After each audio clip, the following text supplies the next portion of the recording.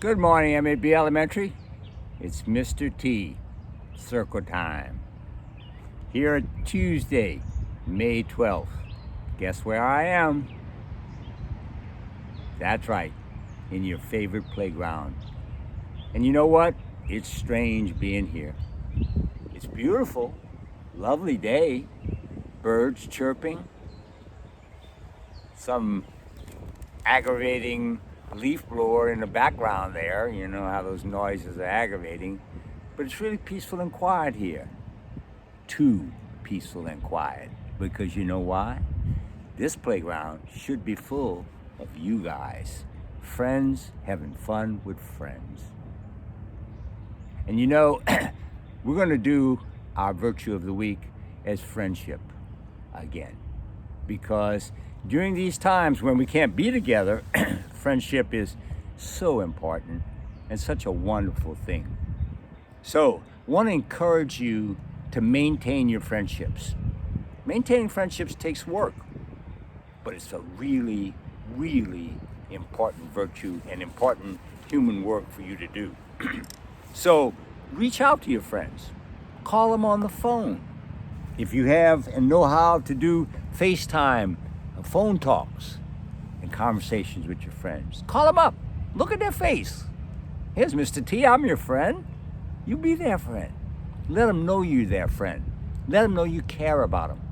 Ask them how they're doing. Ask them what they're doing. Just show interest in them. That's what friends do with friends, is they show interest in their friends' lives.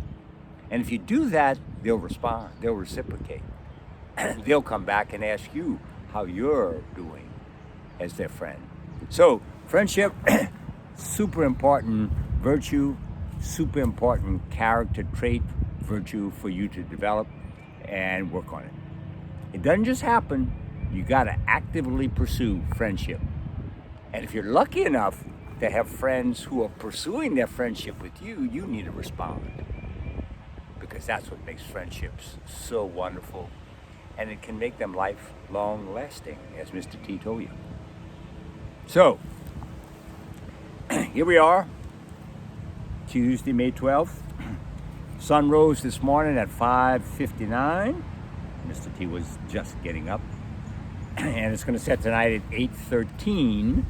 And again, this is a math exercise for you guys. Figure out how many hours and minutes of sunlight we're going to have today. Remember, there's 60 minutes in an hour. Do the addition. Let us know how much we're going to have. We're going to have west-northwesterly winds today, kind of blustery, 14 miles per hour. Remember, miles per hour is how we measure speed. I showed you that before. The abbreviation is MPH, miles per hour. It's going to be partly cloudy today. Should have some sun. 0 chance of rain. The low temperature this morning was cold, 37 degrees. Going to be 60 degrees today. Man, it just seems like springtime in Virginia. We just can't break through to that warm weather, that 70-degree weather that Mr. T and Mrs. Terrio love so much. And when we were down in New Orleans, we had it early in the year. We just can't seem to quite get there here in Virginia. But we will eventually. So, what happened on this day throughout history? Wow, man, I went back and looked at the calendar of history. It was a tough day throughout history. Lots of bad things happened, lots of conflicts and wars and things like that were started. A few were ended.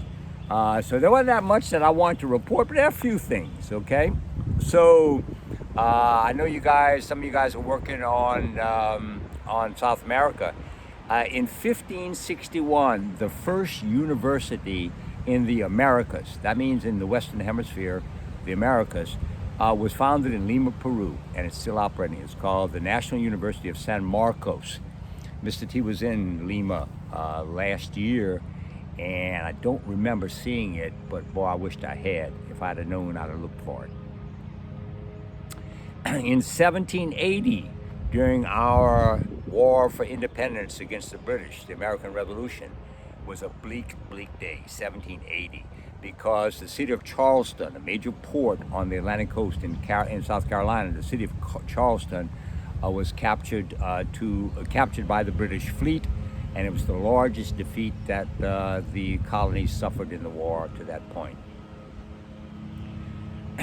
Again, not many years later, war had erupted and had engulfed the entire European continent as the Emperor of France, Napoleon, went about his plan to conquer and control and rule the entire of Europe. And he had gotten as far as Venice in Italy at this time, and some of you who know your European geography know that Venice is an island city in the Gulf on the east coast of Italy, and it had never been captured. And Napoleon was able to subdue it and capture it. Great city to visit. Mr. T's been there a couple times. Wonderful place to go. In 1873, we had a change and a development in the monarchies of Europe. You know, we've talked about how different political systems, and Mr. Smith does this very often with you, how different, there's something unusual. A big jet. I can't tell if that guy's headed out or coming in. Actually, I think he's going to land at Dulles Airport. Looks like he's coming from California. Sorry for the interruption. So, we talked about political developments Mr. Smith had throughout history and how Europe, countries of Europe and regions of Europe have been ruled by monarchs, by absolute monarchs, absolute governments, kings and queens for throughout history.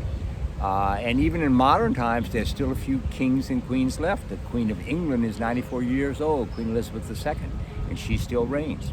So we have a development in the monarchies of Europe and Scandinavia. In 1873, King Oscar II.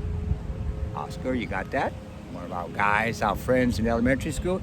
Here was King Oscar II, was crowned King of Sweden in Scandinavia.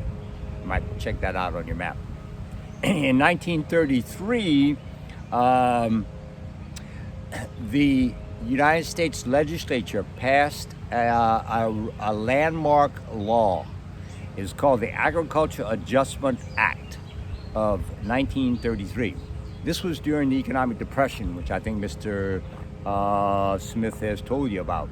And it was designed to help farmers recover from the devastating problems they had in lost production during the Depression. And ironically, what the government did by 1933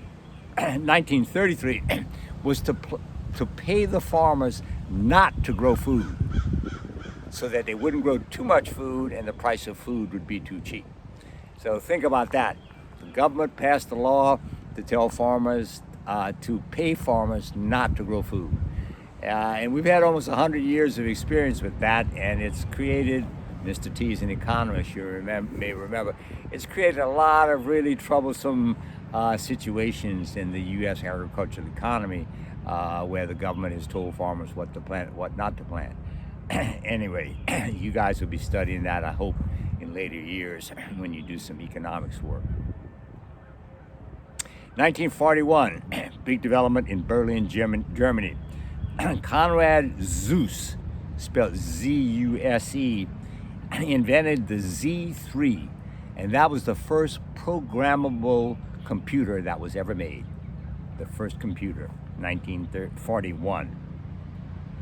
And for us astronomers, in 1965, the Soviet Union, which was the communist empire based on Russia, the Soviet Union crashed its Lunar 5 lander onto the surface of the moon.